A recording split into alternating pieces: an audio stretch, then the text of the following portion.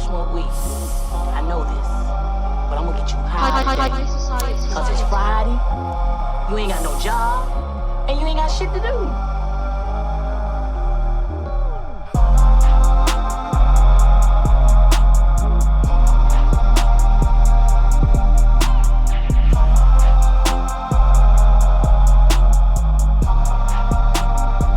Higher learning.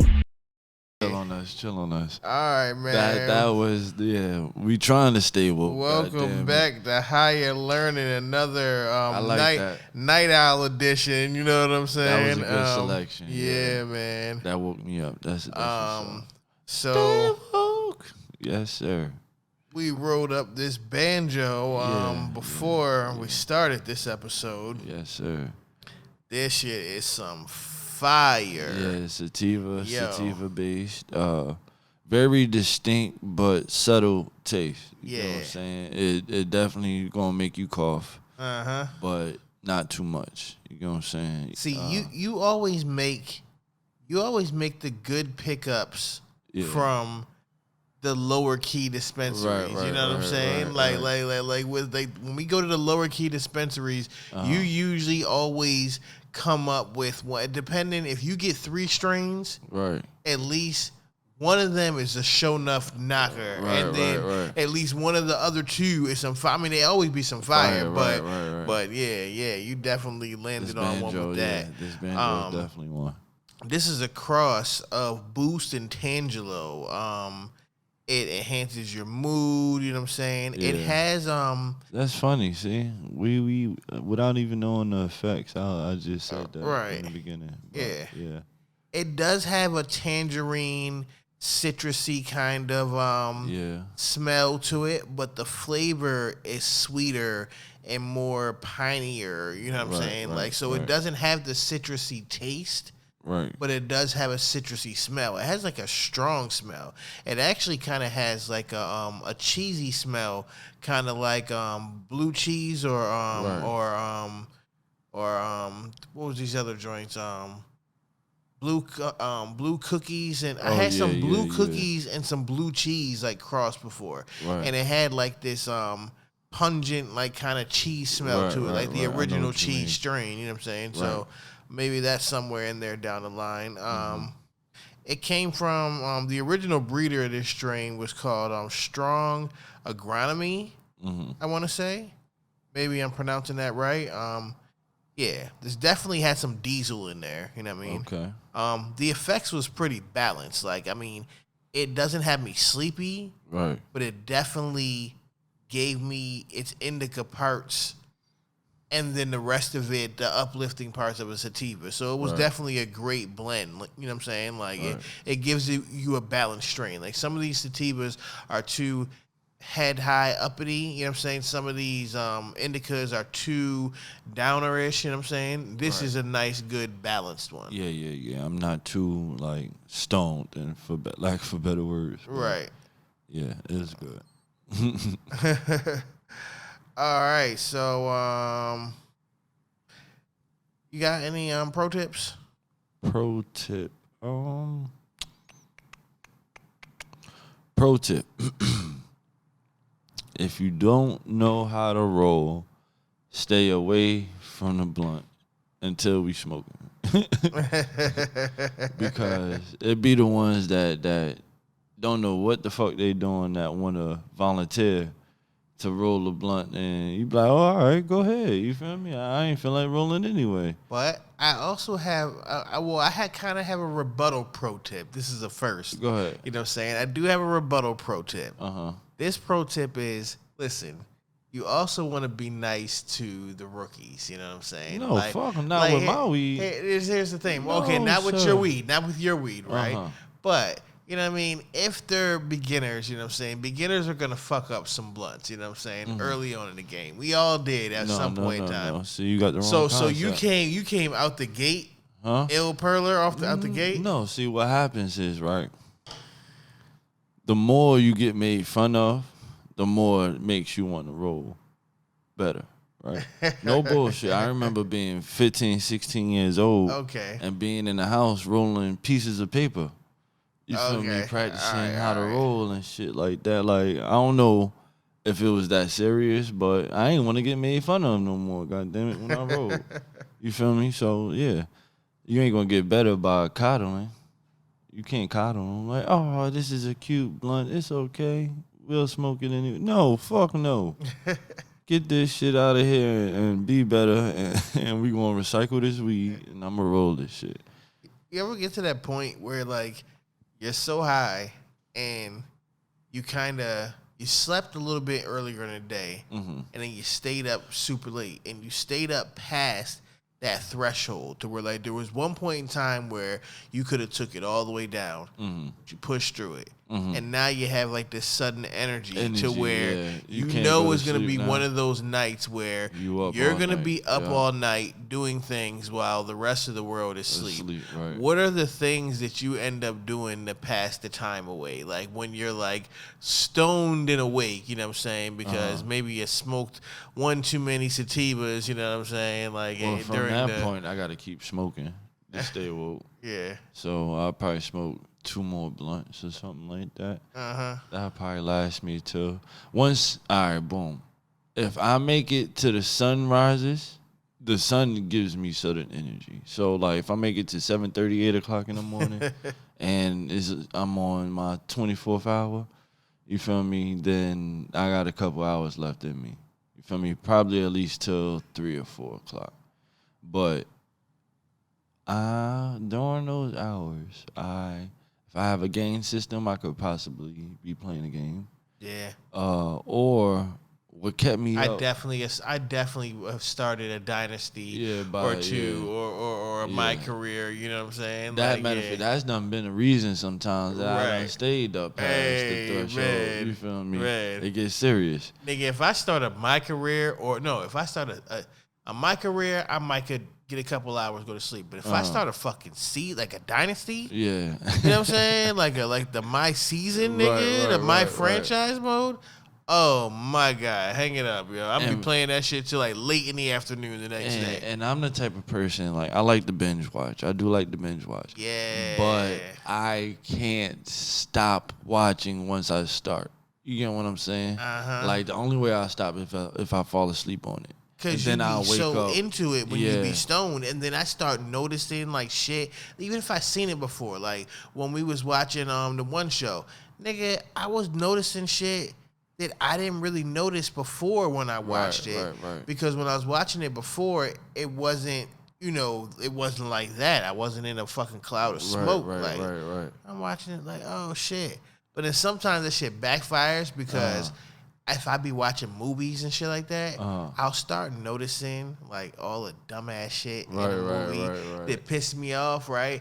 But it didn't piss me off like before when I first watched it. Like I just kind of missed it. I just let it go real quick. Right. But them 2 things is what. Anything else besides me being in some pussy, right? is obsolete. I'm going to sleep, going right to sleep. Yeah. But yeah, that's about it. All right. Because I got high. Because I got high. Because I got high. Go to the next. All right. So, stoner confession. I was at a party when I was freshly 16. This was the first party I ever attended that had alcohol or weed. I'm standing around in the garage trying to look like I belong when I see a guy pouring beer over some weed on a paper plate. Before I get the chance, someone asks, "Why the hell are you doing that?" Dude's response is, "You let the beer soak in and then you get super fucked." Well, like most teenagers, we just all nodded and said, "Sure, makes sense." About 2 hours later, the weed is still soaked. Dude decides we're going to toss it in the microwave for like 15 seconds. We all nod. "Sure, makes sense." He pulled it out, threw some in a bowl. It was still soaking wet. And that was the first time I ever smoked weed. Damn, that's a fucked up situation. Have you ever been in a situation where you were the younger person in this situation and you were following the example of the older person in the situation? And then you started to realize that this older motherfucker didn't what the fuck he was talking about. You know what I'm saying? Like that awkward moment where you realize that adults don't know what the fuck they're talking about. Sometimes. I know what you mean. I'm trying to think of, did I have a moment? See, in my situations, probably when I was younger, I don't know. I wasn't really I'm more led the way instead of taking direction. You get what I'm saying? So even with adult or me, I done hung with adults and stuff like that. I never really like followed somebody into some dumb shit. Like, I'll be the nigga like, why is you pouring beer on the weed for? Right. You feel me? Like, he'll be like, da-da. I'm like, yo, you on some shit, Patch. You feel me? And I'll go about my business. I wouldn't be like, oh, let me try that. You feel me? Yeah, see, for me, it was always shit like older like cousins or uncles or like, you know what I'm saying, or older homeboys around the way and shit.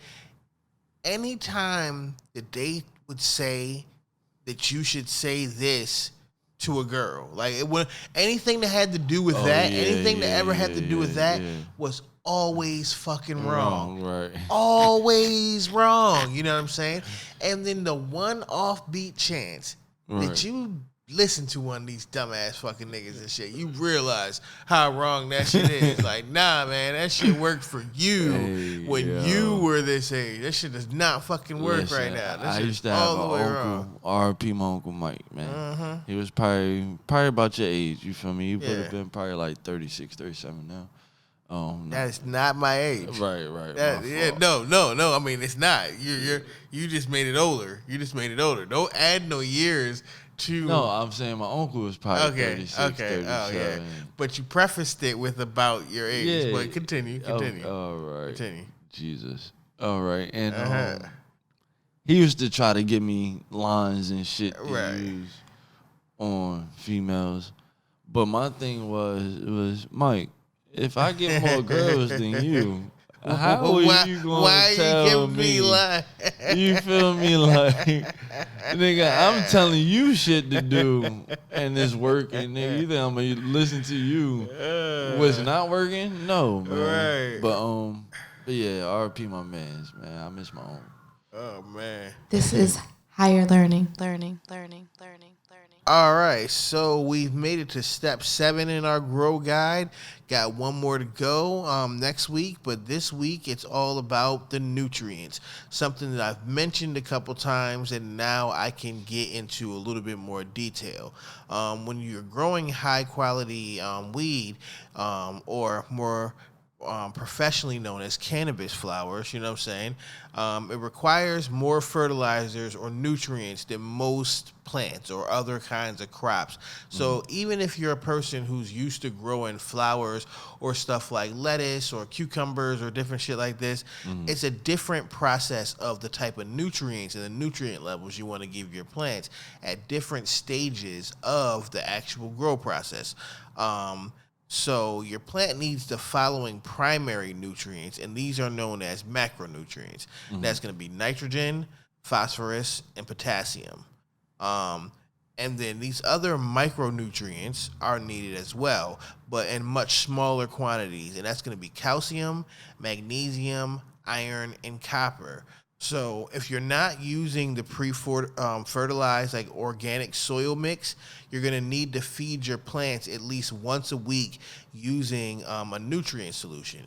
You can go buy these advanced nutrient solutions in bottles. Most of them come in a 2-part liquid to avoid certain mixing or whatever, just so it doesn't fuck up in the package. But you'll mix these advanced nutrients together, and you'll do it once a week. You'll check the pH level of your water, because the pH level is also very important of the water that your plant is being watered with, and these advanced nutrients also help with that. So, like I said, you're going to want to do some extra research, you know what I'm saying? But this is the guide to get you started there, and just know that these advanced nutrients, now, I can tell you that you'll probably be more successful with the hydroponic folks. So the folks who have decided to go with the hydroponic system, they'll probably be more successful initially just because the way that they can set it up, they can set up these advanced nutrients and have it to where since the water's continuously moving, right? You got the clean water going in, it's going through the filter and it's going out, then it's dripping in and coming out. You can put the advanced nutrients into the reservoir and it kind of does half the job for you.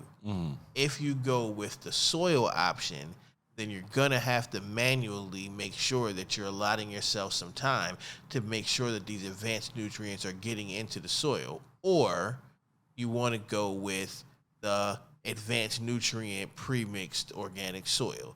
It's a lot more expensive, but it would save you the time that you're losing by not doing it in the hydroponic system. Right. So those are like the pros and cons of, the soil-based versus the water-based. Right.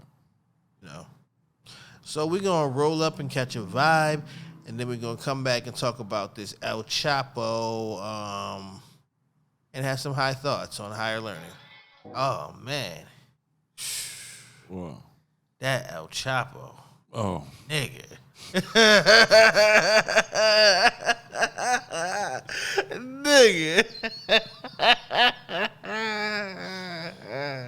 Nigga, I thought something really happened. Oh, shit. Yo. Oh, man. You guys to be the funniest, yo. Oh, shit. You gotta warn me next time or something. My bad. Said, oh, my bad. Shit. Hey, they tired of me sitting here laughing. Now, let me get back to the shit. All right. So El Chapo by Frost. So this is a indica dominant hybrid. The genetics are Face Off OG, SVF OG, and OG Kush. 26% THC is usually where it's testing at. Where's that package say that one's at? This one is 25. Okay, so it's a little bit under the average. It's this is definitely a California grown strain, so it's a native of here. The buds are dense. This is probably one of the more denser budded weeds that we've gotten on this trip. Yeah. They're more like the popcorn buds, but they're definitely icy as shit with the trichomes. They look good, you know what I'm saying? This is definitely pretty ass weed, you know what I'm saying? And it's the type of weed that you should smoke towards the end of the day, thus us capping off our night owl fucking session of this podcast and this video recording on this trip with this. This is one of those triple hybrids, and usually the triple hybrids always have some very unique standout characteristics, and for this one, it's definitely the sedative effects that it gives you. This is one of those where if you've been smoking and then you smoke this, it lets you know it's in the motherfucking house. You know what I'm saying? Like, it lets you know, like, bitch, I'm here. Bitch, you guessed it. Like, you know what I'm saying? Like, it says it with its motherfucking chest, Joe. You know what I'm saying? Right. And I like shit like that. I like shit that announces itself when it's in the fucking room, yo. You know what I'm saying? Right. It announces itself when it's in my fucking brain. Because that's what this El Chapo did. You know what I'm saying? It lived up to its name. It's fucking potent, yo. You know what I'm saying? I fucks with it. And the flavor of it, I mean, the citrusy, it's cushy. We've had a lot of cushy buds for the day. You know what I'm saying? Like, it definitely all complemented each other well. Right. You know what I'm saying? Right. So high thought. Okay. What's the worst thing that you've ever, like, woken up to? Like, nothing sad. Like, I'm talking about, like, what's the worst thing that you've woken up to? You know what I'm saying? I don't know how else to put it, you know what I mean? The worst thing I've woken up to.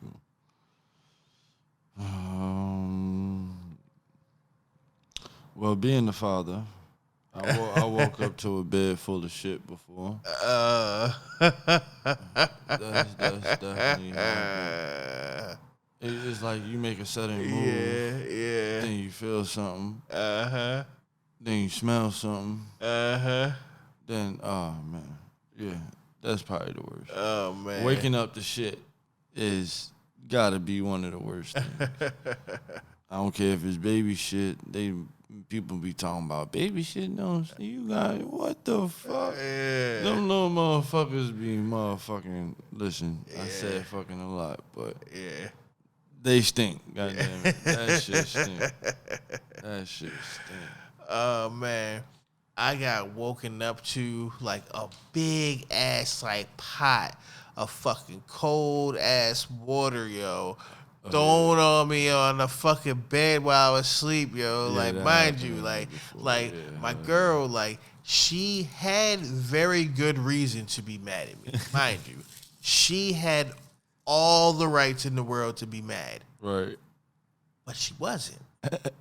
She let it ride for the thing that I had did. So. You should have known better. But look, mind you, it was cool for a day. Then it was cool for a second day. Then it was cool for like a third day. I mean, like we even like was cool. Like everything was cool. We didn't have sex yet, like since the incident. Right. But everything was cool. Like we was chilling, laughing, having fun, all that. So I thought, right? Then come the fourth day, woke up to the motherfucking water and shit. And then that's when she let me know how angry she still was from what I had did. But I couldn't understand how she let 3 days of that shit cook before, you know what I'm saying? Before, like, letting out the Chun-Li on a motherfucking nigga and shit, you know what I'm saying? Because we are very overzealous. Men as a species, we are overzealous. Jeez. Women, they let that shit build up and let themselves get angrier over time. And then when they can't handle the anger no more, they unleash it. Yeah. So, yeah. It happens. I've woken up to toothy head before. And that's an awkward situation to be in, yo. It sucks so bad to be in that situation. And not even from a selfish standpoint. Like, not even from a selfish standpoint of the fact that the head is toothy, so it's uncomfortable. It sucks because of that, added to the fact that the gesture that you have put forth and the effort was so fucking appreciative. Like, I appreciate the fuck out of a woman who has the wherewithal, you know what I'm saying, to catch your morning wood and fillet you. As you are sleeping. So when you arise from this slumber, you are being pleasured. And like, ladies, all men love being woken up to some this head. is the most amazing thing. That like, this is the king. Listen. This sets your day off right. Sometimes I lay on my back in the morning on purpose just to see if I could get some morning head. So you can raise the tent. Like, you feel me? Salute. You feel me? Like, but the key is we don't want to ask for it. Right. We just don't kind of wake want you up. to just do it. Right. We kind of want you to just do it. And even though we are half sleep, half woke, Yeah. you feel me? We still want to be woken up. Right. To some, you feel me? But here's the problem. When it's toothy, now you're in this fucking gray area of sorts where I appreciate the effort, but I don't want you to do this anymore. Now I kind of just want you to just turn over to the side, you know what I'm saying, and let's, you know what I'm saying. Yeah. But it's hard to tell you this. Right. So it's like I have to pretend like it's so good that I need you to stop. I need you to stop. Like I have to play the bitch ass nigga role in order to save your fucking feelings and shit. And look, what she say? What she say? Oh, you can handle it, huh? Yeah. Bitch, You right. You right. You're right. I can't handle that mouth. Can't handle that mouth. That mouth too much for me. If you don't get your ass up and stop biting me, what the fuck? I don't even want no pussy no more. Can I get some breakfast? If I get some toothy head, just give me some breakfast. Oh my God, yo, Joe. that's funny as shit, yo. Okay. That is funny. So, what movie or TV series do you think would be better if they casted your boy Kevin Hart as the main character instead of who the main character actually is? That's funny as shit. It got to be serious movies, like movies that don't have no, like The Wire. Imagine Kevin Hart in The Wire. Right, at Stringer Bell. At Stringer Bell. Yo, that'd be funny as shit. Come on, man. What the fuck? You're not doing it right. What if Kevin Hart was Django instead of Jamie Foxx? Oh shit. Oh no! What if he plays Samuel Jackson's fucking character? Shit. The old head like house nigga joke. Right. Hey. That's that was the character from Boondocks Hotel. What was his name? I forget. Right. What if you played Denzel in Training Day? Oh man, King Kong Right. ain't got shit on me. King Kong. Right. King Kong ain't got shit on me. Pelican Bay. Shoot program, nigga. Shoot program, nigga. Yeah, it is funny. Kevin Hart, if you're watching this, we apologize. Oh, man. Some Skittles, I get something to drink, because I got the munchies. I've been smoking dope. I got the munchies. All right, so the munchies that I got for y'all this episode is jalapeno popper monkey bread. This is definitely a statewide, United States wide, I'll say bar appetizer favorite. It's a twist on monkey bread and jalapeno poppers put together. It's one that I pulled from Vice as well, so I have the link in the show notes, but the recipe that I kind of put together for you guys, which is an infused one, is a twist on sugar donut holes. You're going to be able to infuse it in multiple different ways. One of them is whether you can use your can of milk because it calls for 1 cup of whole milk. You can use your can of butter because it calls for 4 tablespoons of butter. Or you can also use the sugar that you're going to ultimately dip these donut holes in because it calls for 1 cup of granulated sugar. And you guys can get the recipes for all those different infusions for your core recipes on CajunChill.com. And this sugar donut holes recipe, click on the link right down there in the show notes. It's a simple one to make altogether. The prep and the cook and the cool down is maybe about 25 to 30 minutes.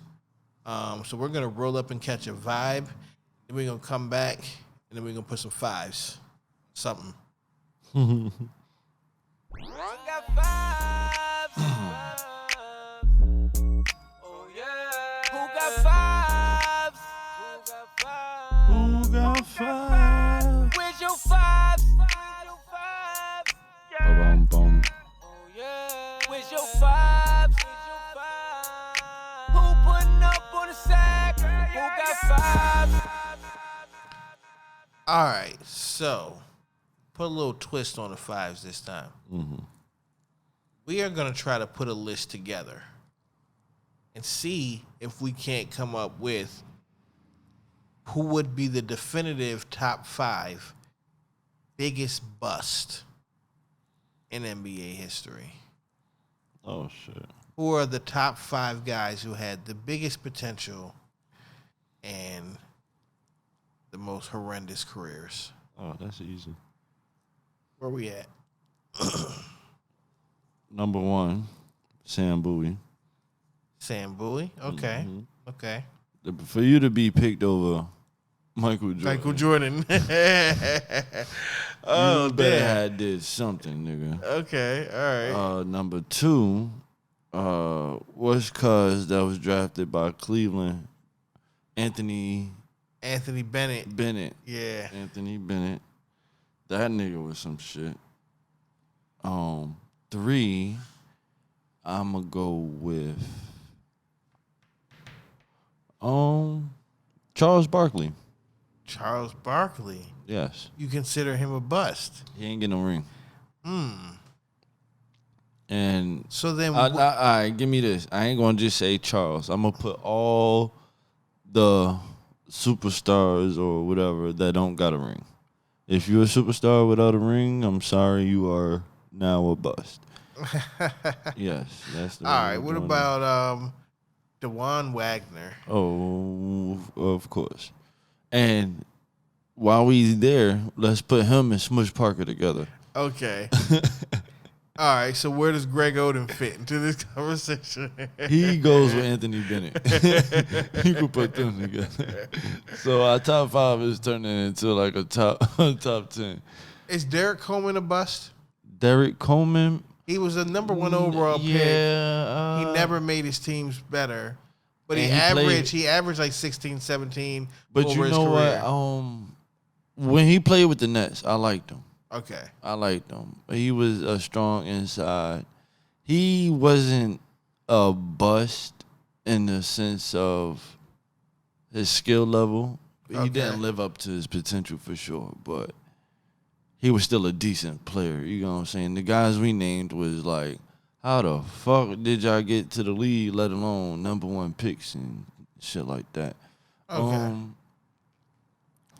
But I guess you could throw him on the list. That for a number 1 pick, he ain't do what he was supposed to do. And who else? One more. Michael Beasley or Darius Miles. Who's the bigger bust? Ooh. Darius Miles or Michael Beasley? Nah, D. Miles had some years. So Michael Beasley would have to be it then. Beasley never had no years. But Beasley came in hyped. Listen, let me tell you this, right? In high school, my freshman year, I traveled with the varsity team to this basketball tournament, right? Michael Beasley played for Massachusetts Prep in high school. I watched with my own eyes this man put up 55. Easily. You feel me? Doing everything on the court, dunking on niggas. Like, at this time, he was probably, if not bigger than the same hype as LeBron. You feel me? Came in a couple of years younger, but he had that type of hype coming out of high school. You feel me? I seen this man put up 55 in high school, man. And I thought going into the league, he was about to be that nigga. Like, yeah, but he started smoking weed. And it was over. Well, damn. But D Miles, they run. Well, what an awful story to tell on a weed podcast. On a weed podcast. See, no, it's a difference, right? If you let it hinder you, then that's when it becomes something bad. You know what I'm saying? Yeah, you got to smoke responsibly. Yeah, smoke responsibly. You feel me?